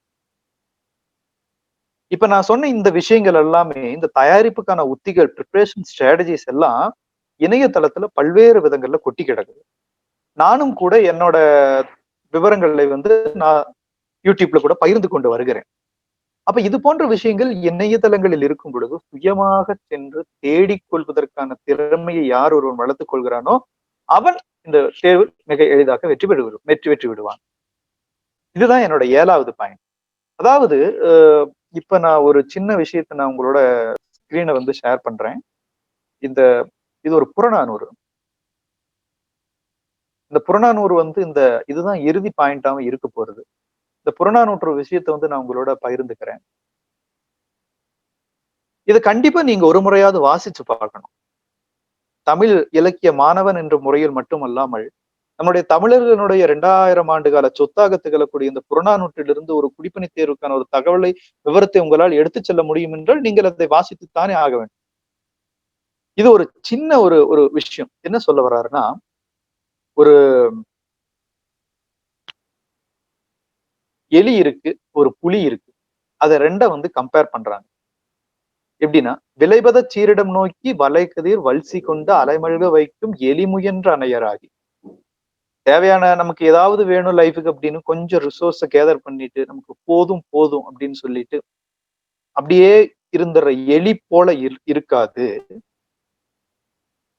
பசியோடு இருந்தாலும் நான் வெற்றி பெறுவேன், காத்திருந்தாலும் நான் இந்த தேர்வு களத்தில் சென்று வெற்றி பெறுவேன் என்று போராடுகின்ற ஒரு புலி போல நீங்கள் உங்களுடைய தயாரிப்பு இருக்க வேண்டும், உங்களுடைய மன ஓட்டம் இருக்க வேண்டும் அப்படிங்கிறது. ஒரு புலி போய் ஒரு பன்றி கேழலை வந்து வீழ்த்திருது. அது வந்து இடது பக்கம் வீழ்ந்துருச்சு. அது பண்டைய கால பழக்கம். இடது பக்கம் வீழ்ந்து விட்டது என்பதற்காக அன்றைக்கு அவன் உண்ணாததாகி வழிநாள் அடுத்த நாள் பெருமலை விடரகம் புலம்ப வேட்டெழுந்து, இந்த மலையில் வந்து அதனுடைய குரல் வந்து ஒலிக்க அப்படியே வந்து கர்ச்சனையோடு எழுந்து சென்று ஒரு யானையை வலப்பக்கம் சாய்த்து பிறகு அதை உண்டதாம். இடப்பக்கம் வீழ்ந்தது அப்படிங்கிறதால புலியை விட்டுட்டு 2வது நாள் போயிட்டு ஒரு மிகப்பெரிய ஆணையை வீழ்த்தி அதை உண்ட புலி போன்ற எண்ணமுடைய நண்பர்களோடு உறவாட வேண்டும். புலிபசித்தன்ன மெலிவில் உள்ளத்து உரனுடையாளர்க எண்ணெய். ஆக இந்த விஷயத்திலிருந்து என்ன சொல்ல வர்றோம் அப்படின்னா, ஏதோ இருக்கிறோம் அப்படின்னு இல்லாம, ஏதோ சேகரிக்கிறோம், எலி போல வாழ்க்கை ஓடிடுது அப்படின்னு இல்லாம, ஒரு சிறு வாழ்க்கையா இருந்தாலும் ஒரு இலக்கு வேணும் அப்படிங்கிறது. ஒரு சிறு வாழ்க்கையா இருந்தாலும் ஒரு போராட்டம் தாண்டி எலி போன்று இருந்தாலும் ஒரு இலக்கோடு போராட வேண்டும் அப்படிங்கிறது சொல்லுது. அதையும் தாண்டி ஒரு புலி போல இருந்து இடப்பக்கம் வீழ்ந்தது என்பதற்காக ஒரு பன்றியை விட்டு வலப்பக்கம் ஒரு பெரும் இருங்கலிற்றை வீழ்த்தி உண்ணச் சென்ற ஒரு புலி போன்ற மன உரன் இருக்கக்கூடிய நண்பர்களோடு சேர்ந்திருக்க வேண்டும். அதே உள்ளத்தோடு நாமும் இருக்க வேண்டும். ஆக சுயம் அப்படிங்கிறது இதுதான். அப்படின்னு என்னன்னா, ஓன் பர்சனாலிட்டி. நாம நமக்கான வழிகளை வகுத்துக் கொள்வதற்கான திறமை. யாருக்கு தனக்கான வழிகளை வகுத்துக் கொள்வதற்கான திறமை இருக்கிறதோ அவர்கள் கண்டிப்பாக இந்த தேர்வில் வெற்றி பெறுவார்கள். அப்ப அந்த தனக்கான அந்த திறமையை எப்படி வளர்த்துக் கொள்வது அப்படின்னா, நீங்களாக நானே தேவையானவற்றை தேடுவேன், தேடிக்கொள்வேன் என்று நீங்கள் உள்ளத்தில் வைத்துக் கொண்டு ஓட வேண்டும். இதை சொல்லும் போது உங்களுக்குள்ள ஒரு கருத்து போராட்டம் எழலாம். அப்ப நானே தேடிப்பேனே, அப்ப அதை நீங்க ஏன் சொல்றீங்க? என்னோட கருத்து என்னன்னா, நீங்கள் தேட வேண்டும் என்பதற்கான வழிகாட்டுதல் தான் நான் சொல்ல வேண்டும் என்று நினைக்கிறேன். நீங்கள் தேடிக்கொண்டிருப்பவற்றை எல்லாம் உங்களிடம் கொட்டி சேர்ப்பதற்கு எனக்கு நேரமோ இல்லை, உங்களுக்கு நேரமோ இல்லை. அது மட்டும் இல்லாமல் அது போன்ற கருத்துக்கள், எண்ணிறந்த கருத்துக்கள் ஏற்கனவே இணைய ஊடகத்தில் இருக்கின்றன. அவற்றை நீங்கள் தேட வேண்டும். ஒரு நாள் காலையில எந்திரிக்கீங்க, படிக்க முடியலன்னா போயிட்டு ஒரு வெற்றியாளர்களுடைய அந்த சக்சஸ் ஸ்டோரிஸ படிங்க. சக்சஸ் ஸ்டோரிஸ் ஒரு வீடியோவை பாருங்க. ஒரு இன்ஸ்பிரேஷன் வரும். உள்ளத்தன வெள்ளத்தனைய மலர் நீட்டம் அப்படிங்கிற மாதிரி உங்களுடைய உள்ளத்தனைது உயர்வு. அது பாருங்க. அடுத்து அவங்களோட ஸ்ட்ராட்டஜிஸ் போட்டிருக்காங்க. பல்வேறு தளங்கள்ல இருக்கு. இப்ப 2019ஆம் ஆண்டில் வெற்றி பெற்ற வெற்றியாளர்கள் யூபிஎஸ்சி ஆஸ்பிரண்ட்ஸ் கூட நாங்க சிஎஸ்சி விக்கி அப்படின்னு சொல்லிட்டு விக்கிபீடியால ஒரு பிளாட்ஃபார்ம் ஒன்று ஓபன் பண்ணியிருக்கோம். அப்ப அதுல கூட பல்வேறு வெற்றியாளர்கள் தங்களோட அனுபவங்களை பகிர்ந்திருக்காங்க. புக் லிஸ்ட் பகிர்ந்திருக்காங்க. இன்டர்வியூ ப்ரிப்பரேஷன் மெத்தட்ஸ் பகிர்ந்திருக்காங்க. அவற்றை எடுத்துக்கொண்டு உங்களுடைய தயாரிப்பை தொடங்குவதற்கான ஓட்டமாக இருக்க வேண்டும். இப்ப அதுதான் இங்க ரொம்ப முக்கியமா இருக்கு. அப்ப சுயம் அப்படிங்கிறது ஒரு முக்கியம். இலக்கிடுங்கள், இலக்கை நோக்கி பயணிக்க வேண்டும் என்பதை மனதில் இருத்திக் கொள்ளுங்கள். தேவையான கருவிகளை, அதாவது matters, information, ideas, suggestions, strategies, materials எல்லாத்தையுமே நீங்க தேடணும். You should not be waiting for others. இந்த காணொலியில எந்தெந்த விவரங்களை எங்கெங்க தேடுறது, அல்லது இது இப்படி இப்படி படிக்கணும் அப்படின்னு நான் சொல்லி நீங்க தயாரிப்பை தொடங்க வேண்டும் அப்படின்னு இருந்தா அது ஒரு தவறான போக்கு. அதையும் தாண்டி இப்ப இதே தளத்துல, நம்மளோட இந்த தளத்துல இவர்களே நம்மவர்களே, நம்ம அன்பர்களே பல்வேறு வெற்றியாளர்களோடு, எனக்கு வழிகாட்டிகளாக இருந்த பல்வேறு வெற்றியாளர்களை வைத்து அவர்களுடைய அனுபவங்களை எல்லாம் காணொலிகளாக பகிர்ந்திருக்கிறார்கள். அவற்றிலிருந்தெல்லாம் எந்த அளவு நீங்கள் அனுபவங்களை நீங்கள் எடுத்துக்கொண்டீர்கள் என்பதுதான் முக்கியம். அவற்றை எடுத்துக்கொண்டு நீங்கள் சுயமாக ஓடும் பொழுது உங்களுடைய வெற்றிகள் மிக எளிதாக வசப்படுகின்றன. ஆக அந்த செல்ஃப் அப்படிங்கிறது ரொம்ப முக்கியமா இருக்கு. நீங்க உங்களுக்காக நிற்கும் பொழுது, நீங்க உங்களுடைய நிறை குறைகளை ஆராயும் பொழுது, நீங்கள் உங்களுக்காக சற்று நேரம் அமர்ந்து ஒரு நாள் யோசியுங்கள், 1 மணி நேரம் யோசியுங்கள். யோசிக்கும் பொழுது உங்களுடைய வெற்றி வாய்ப்புகள் உங்களிடம் சேருகின்றன. நீங்கள் உங்களுக்கான வெற்றி பாதைகளை யோசிப்பதற்கான திறனுடையவர்களாக இருந்தால்தான் உங்களால் முன்னேற முடியும். இந்த தயாரிப்பு வெறும் புத்தகங்களோட இது மட்டும் அல்ல. நமக்கு கிடைக்கக்கூடிய வழிமுறைகள் எல்லாமே புத்தகங்களோடு போராடுவது என்பதை பற்றி மட்டும்தான் இருக்கிறது. ஆனால் இதையும் தாண்டி உங்களுடைய மனத்தோடு, உங்களோடு நீங்களே உங்களை போராடி நீங்களே கண்டுகொள்ள வேண்டும் என்பதுதான் மிக முக்கியமான விஷயம். அந்த கண்டுகொள்வதற்கான அந்த போராட்டத்தில் நீங்கள் எந்த அளவு உங்களை ஈடுபடுத்திக் கொள்கிறீர்கள் என்பதை பொறுத்துதான் நீங்கள் உங்களை வெற்றியாளர்களாக மாற்றிக் கொள்கிறீர்கள். இதுதான் நான் உங்களோடு மிக முக்கியமாக பகிர்ந்து கொள்ள வேண்டிய விஷயம். ஆக கிட்டத்தட்ட ஒரு 7 விஷயங்கள் உங்களோடு பகிர்ந்திருக்கிறேன். அவற்றை சமரைஸ் பண்ணிடுறேன். பிளான் பண்ணுங்க. Time very important. ஏர்லியரா ஸ்டார்ட் பண்ணி மேக்ஸிமம் டைம் போட்டு ஒர்க் பண்ணுங்க. எக்ஸ்பர்டைஸ் முக்கியம். கைடன்ஸ் எங்கிருந்தாவது பெற்றுக்கொள்ளுங்கள். Coaching institute, aspirant, successful candidate, friend. கடுமையா முயற்சிக்க வேணும்.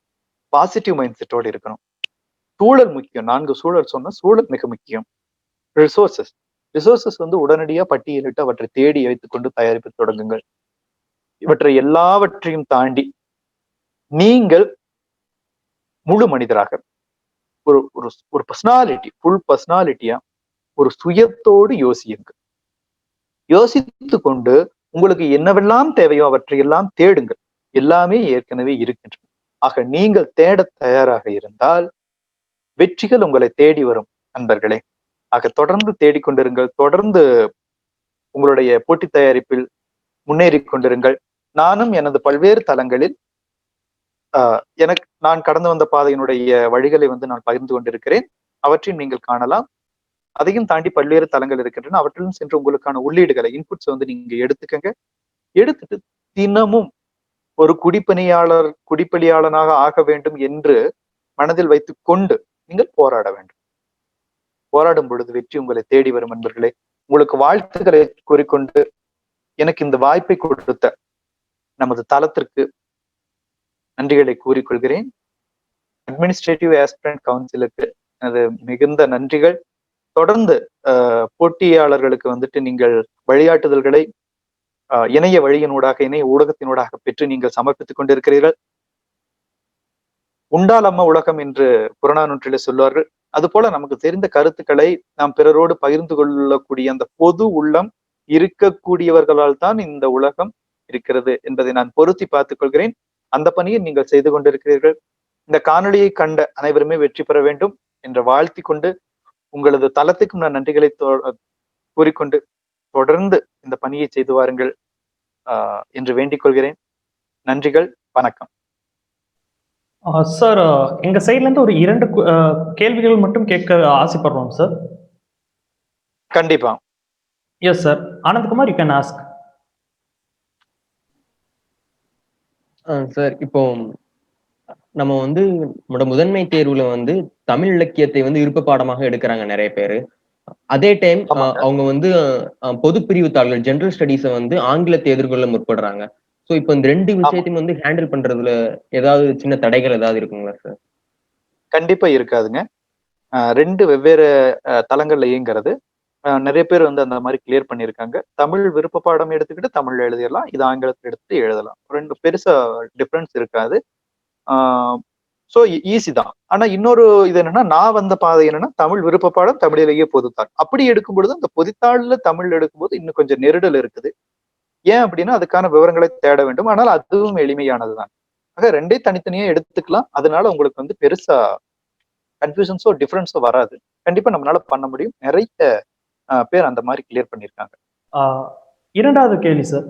சார், ஆஸ்பிரன்ஸ் எல்லாருக்கும் முதல் முயற்சியிலே அவங்க வெற்றி அடையணும்னு ஆசைப்படுறாங்க சார்.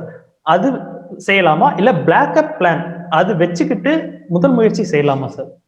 ஸோ ஃபர்ஸ்ட் வந்து ஒரு பிளான் பண்ணிடுவோம், 2வது பேக்கப் பிளானுக்கு போவோம். இப்போ ஃபர்ஸ்ட் இது வந்து என்னன்னா, இது நான் பண்ணினேன், அது வந்து எனக்கு கொஞ்சம் காலதாமதத்தை தந்துச்சு.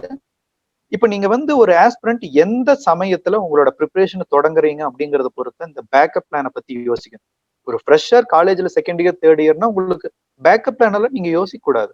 ஸ்ட்ரெயிட்டா உங்களோட ஒரே பிளானா அது இருக்கணும். இல்ல காலேஜ் முடிச்சு நீங்க ஆரம்பிச்சீங்கனாலும் கூட நீங்க முழுவதுமாக உங்களை வந்து ஈடுபடுத்திக்கணும். பேக்கப் பிளான் அப்படின்னு பிளானா இருக்கலாம், ஆனா அந்த பிளானை கொண்டு வந்து எக்ஸிக்யூட் பண்ணிடக்கூடாது.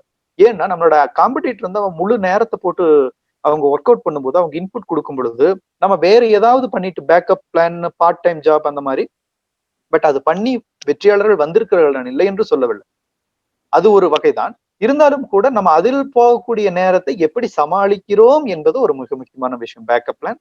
அதே சமயத்துல நான் தயாரிப்பே ஒரு 3 வருஷமா இருக்கு, ஒரு 4 வருஷமா இருக்கு, எனக்கு கொஞ்சம் பிடிபடல அப்படிங்கும் போது நீங்க பேக்கப் பிளான், பி பிளானை பத்தி கொஞ்சம் நல்லா யோசனை பண்ணி நீங்க மூவ் ஆகிறது ஒரு உசிதமான விஷயம் தான். அதை பத்தி கோத்ரூ பண்ணிட்டு நீங்க யோசிக்கணும். அட்லீஸ்ட் ஃபார் ஒரு 2 அட்டெம்ப்ட் நீங்க பண்றீங்க அப்படின்னாலும் நீங்க வந்து உங்களுக்கு ஒரு அட்லீஸ்ட் ஒரு ஐடியா, நீங்க அதுக்கு ஒர்க் அவுட் பண்ண வேண்டியதில்ல, அட்லீஸ்ட் ஒரு ஐடியா வந்து இருக்கணும். அந்த ஐடியா வச்சுக்கிறது நல்லது. ஆனா எது செஞ்சாலும் ஒரு பேக்கப் பிளானா இருந்தாலும் ஒரு மெயின் பிளானா இருந்தாலும் நம்மளோட முழு நேரத்தை போடும் பொழுது அதுக்கான வெற்றி வாய்ப்புகள் அதிகமாக இருக்குது. இல்லைன்னா அது கொஞ்சம் காலத்தை எடுத்துக்குது அப்படிங்கிறது ஒரு நிதர்சனமான உண்மை. அதற்காக வந்து பேக்கப் பிளான் வச்சிருக்கிறவங்க இல்ல பார்ட் டைம் போறவங்க வெற்றி பெற முடியாதானா? அப்படி கிடையாது. நமக்கு முன்பே கண் முன்னால பல பேர் வந்துட்டு ஒரு பார்ட் டைம் ஜாப் பண்ணிட்டு கிளியர் பண்ணிருக்காங்க. அந்த மாதிரி இருக்கிறோம். பட் நம்ம எந்த இடத்துல நம்மளை பொருத்திக்கிறோங்கிறது இருக்கு. நம்மளால நம்மகிட்ட ரிசோர்ஸ் இருக்கு, நம்ம முழு நேரத்துல இயங்க முடியும்னா இயங்குங்க, அதுவும் சரிதான். இல்ல எனக்கு வந்துட்டு பார்ட் டைம்ல போகணும் அல்லது வந்து பேக்கப் பிளானோட நான் ஒர்க் பண்றேன் அப்படின்னா அப்பொழுதும் அது தடைகள் அல்ல. அப்படியே மனசுல வச்சுக்கிட்டு நம்ம அதுக்கு தகுந்த மாதிரி ப்ரிப்பரேஷன் வச்சுக்கணும், அவ்வளவுதான். சார், செய்தித்தாள் அதை பத்தி கொஞ்சம் சொல்ல முடியுமா சார் இந்த ஜேர்னில? கண்டிப்பா. வினா ஒரே வரியில கேட்டீங்க. நான் இது வந்து இந்த வினாவுக்கான விடையும் அதுக்கான பதிலும் வந்து விடை வந்து மிக நீண்டது. செய்தித்தாள் தாங்க உங்களை டிசைட் பண்ண போது. நீங்க பொதுவா வந்து இந்த காணொளி பார்க்கக்கூடிய அன்பர்களை வந்து பொதுவான வியூவர்ஸா எடுத்துக்கிட்டு நீங்க வந்து மேக்சிமம் இங்கிலீஷ்ல தான் எல்லாரும் இந்த எக்ஸாம் அப்ரோச் பண்றீங்க அப்படின்னா கண்டிப்பா வந்து த ஹிந்து த இந்தியன் எக்ஸ்பிரஸ் அப்படி சொல்றதை நம்ம படிச்சாகணும். அது தாட் ப்ராசஸ் வந்து வளரும். அப்ப நீங்க படிக்கும் பொழுதுதான் வந்துட்டு நமக்கு கரண்ட் அஃபேர்ஸ் வந்து ரொம்ப மிக முக்கியமான பார்ட். ப்ரிலிம்ல பேப்பர் ஒன்னு இல்ல. ஸோ அது அப்ரோச் பண்றதுக்கு உங்களுக்கு அந்த பேசிக் ஜென்ரல் ஐடியாஸ் வந்து அது கேதர் ஆகும். அப்புறம் மெயின்ஸ் வரும் பொழுது பேப்பர் 2 and 3க்கு அல்லது பேப்பர் 4க்கு எக்ஸாம்பிள் கொடுக்கறது கரண்ட் அஃபேர்ஸ் வந்துட்டு ரொம்ப முக்கியம். அதுக்கு வந்து நியூஸ் பேப்பர்ல இருந்து தான் வரும். ஒரு கட்டுரைத்தாளை அணுகுவதற்கு வந்துட்டு கட்டுரைத்தாளை அணுகுவதற்கு வந்து நம்ம கரண்ட் அஃபேர்ஸ் அந்த விஷயங்கள் எல்லாம் இன்க்ளூட் பண்ணி எழுதும்போதும் அது வந்து கொஞ்சம் லைவ்லியா இருக்கும். அதுக்கு நியூஸ் பேப்பர் முக்கியம். ப்ரிலிம் மெயின்ஸ் அடுத்து இன்டர்வியூ போகும்போது ஃபுல்லாவே உங்களுக்கு வந்துட்டு உங்களோட பர்சனாலிட்டி அசஸ்மெண்ட் வரும்பொழுது நீங்க நியூஸ் பேப்பர் படிக்காம போனா அது பிளைன் அப்படியே தெரிஞ்சிடும். பார்த்தாலே தெரிஞ்சிடும் நீங்க படிக்கல அப்படின்னு. ஆக நியூஸ் பேப்பர் அப்படிங்கிறது plays a very big role, vital role for prelims mains and especially for interview வந்து நமக்கு ரொம்ப முக்கியம். அதனால தொடர்ந்து ஆரம்ப கட்டத்துல இருந்து அதை வாசிக்கிறது வந்து ஒரு பழக்கமா வச்சுக்கணும் அப்படிங்கிறது ஒரு சிறு செய்தி. நன்றி sir. One last question sir.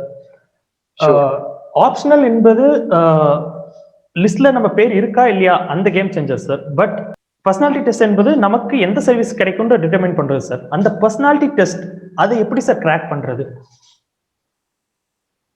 So இந்த கேள்வி ஒரு மிக முக்கியமான விஷயம். பர்சனாலிட்டி டெஸ்ட் அப்படிங்கிறது it's very simple. You have to improve your personality. இது ஒரு சின்ன விஷயம் பதிவு பண்ணிக்கிறது என்னன்னா, எனக்கு தெரிஞ்சு பலர் வந்து மெயின்ஸ் வரைக்கும் போறோம், இன்டர்வியூவும் போறோம். அதுக்கு அடுத்து கிளியர் பண்ணி போக முடியாத காரணம் உண்மையாலுமே பர்சனாலிட்டி வந்து பத்தாம இருக்கு. நான் கிளியர் பண்ணி வந்துட்டனால நான் பெரிய கிரேட் பர்சனாலிட்டின்னு சொல்லல. பட் நான் கிளியர் பண்ணி வந்தவங்கள்ல பல கிரேட் பர்சனாலிட்டியை பாக்குறீங்க. What is it mean by?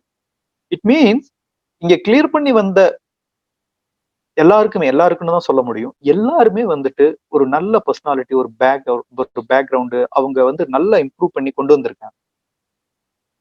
அதை வந்து நம்ம டெவலப் பண்ணிக்கணும். ஸோ அதுக்கு என்ன பண்றதுன்னா இட்ஸ் வெரி சிம்பிள்ங்க. நீங்க போயிட்டு நம்மளோட சக்சஸ்ஃபுல் பீப்புள் கொடுத்த மார்க் இன்டர்வியூஸ் எல்லாம் பாருங்க. Then you will realise lot of thing from their hobbies to from their approach to அவங்களோட கொஸ்டினுக்கு எப்படி ஆன்சர் பண்றாங்க, அவங்களோட பேக்ரவுண்ட் என்ன, அவங்களோட வேர்ட்ஸ் எப்படி, அவங்களோட லாங்குவேஜ் எப்படி, கம்யூனிகேஷன் எப்படி, அவங்களோட பாடி மூவ்மெண்ட் எப்படி, எல்லாமே வந்துட்டு you can learn from that. It's very simple. Personality test plays a very big role. அது அந்த பர்சனாலிட்டி இருந்தா தான் நம்ம கிளியர் பண்ணி போக முடியும். அப்படி கிளியர் பண்ணி வந்தவங்களோட பல மார்க் இன்டர்வியூஸ் பார்க்கறது மூலமா நம்மளால நிறைய விஷயம் கத்துக்க முடியும். அதை கோத்ரூ பண்ணிட்டு உங்களிடம் எதெல்லாம் உங்களிடம் இல்லை என்பதை குறித்து கொண்டு அவற்றை நீங்கள் மேம்படுத்திக் கொள்ள. அப்ப கண்டிப்பா நம்மள என்னன்னா அந்த ஒரு நல்ல பர்சனாலிட்டியா உருவாயிடுவோம்.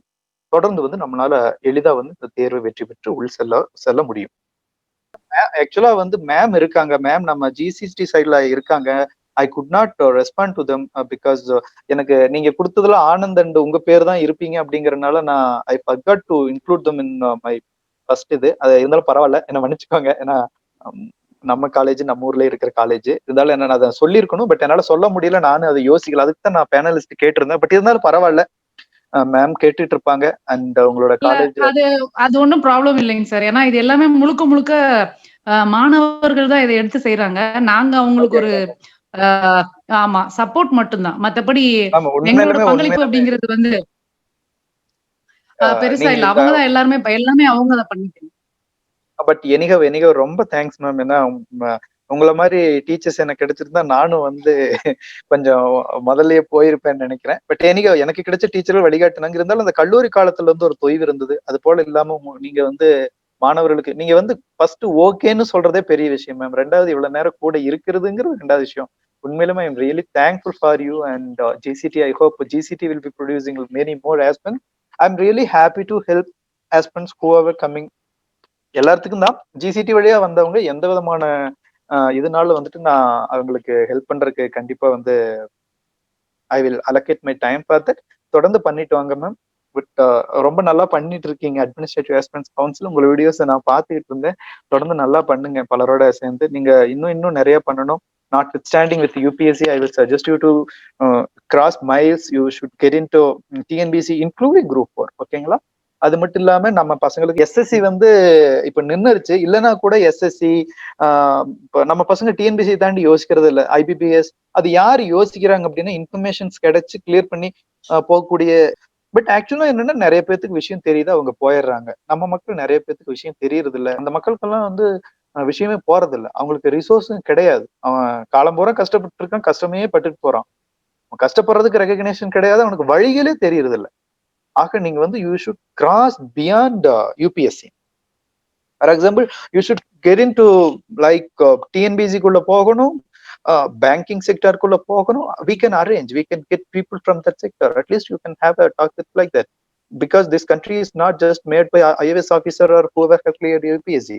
It includes whole lot of persons from உங்க GCT-ல வந்துட்டு அங்க கூட்டுறமா முதற்கொண்டு எல்லாரும் சேர்ந்து தான் we are running the country. So you should get into that matter. Go and speak with a group of person who have cleared that. So because I have been in the job, and then அவங்களோட அனுபவங்களும் கூட பகிரணும். It's very simple. You are doing like that, and then you can உங்களோட அந்த capacity கொஞ்சம் இது பண்ணிட்டு நீங்க கொஞ்சம் இது பண்ணும்போது இன்ஃபர்மேஷனை ஷேர் பண்ற தெரிஞ்சுக்கிறது பெரிய விஷயம் இல்லைங்க. அந்த இன்ஃபர்மேஷனை ஷேர் பண்றதுக்கு வந்து நீங்க எடுத்துக்கிற முயற்சிங்கிறது ரொம்ப முக்கியம். அதனால அது பண்ணுங்க.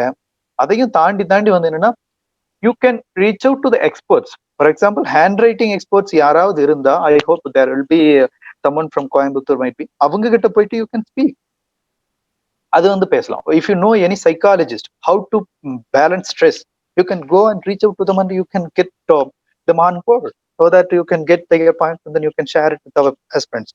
So வந்துட்டு it's like it's not just about IAS, it's about a lot. And when you go through and get information and share with the aspirants, surely someone will be, at least ஒருத்தருக்காவது கண்டிப்பா சொல்றேங்க, ஒருத்தராவது கண்டிப்பா இதுல இருந்து ஒரு ஐஏஎஸ் ஆவாரு, ஒருத்தர் TNPSC போவாரு.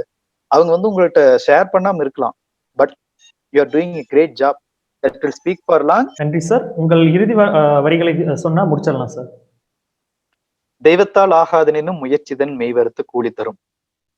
ஏன்னா எனக்கு என்னோட நேர்முக தேர்வுல வந்துட்டு கேட்ட ஒரு வினாவுக்கு நான் வைத்த பதில் இதுதான். என்னன்னா, இந்த முறையும் கிடைக்கவில்லை, ஒரு இறுதி முறை வரை கிடைக்கவில்லை என்றால் என்ன செய்வீர்கள் என்ற ஒரு வினா. அது ஒரு மிக கடினமான வினா தான். ஆனா அந்த கடினமான வினாவுக்கு எனக்கு பதில்களை நான் தேடிக்கொண்டிருக்க முடியவில்லை, தேடவும் முடியவில்லை. அப்ப நான் வைத்த பதில் இதுதான். அதுதான் உங்களுக்கும், அதுதான் உண்மையும் கூட. தெய்வம் வந்து உங்களுக்கு கொடுக்க முடியாதுன்னு சொன்னாலும் கூட நீங்கள் எடுத்த கடின முயற்சி, கடின உழைப்புக்கு கண்டிப்பாக பலன் உண்டு. ஆக தெய்வத்தால் ஆகாதெனினும் முயற்சிதன் மெய் வருத்த கூலி தரும். தொடர்ந்து முயற்சி செய்யுங்கள். வாழ்த்துக்கள், நன்றிகள். மிகவும் நன்றி சார். எங்களுக்கு இந்த நேரத்தை ஒதுக்கி, உங்களோட லபாஸ்னா நேரத்தையும் ஒதுக்கி எங்களுக்கு இந்த காணொலி காட்சி மூலியமா வந்ததுக்கு மிக்க மகிழ்ச்சி சார். இந்த நொடியில் நான் எங்க காலேஜோட ரெஸ்பெக்டட் ஹானரபிள் பிரின்சிபலையும் and respected staff in charge Mrs Revathi மேமையும் வாழ்த்திக்கொள்ள கடமைப்படுகிறேன். நன்றி சார். நன்றிகள். தேங்க்யூ.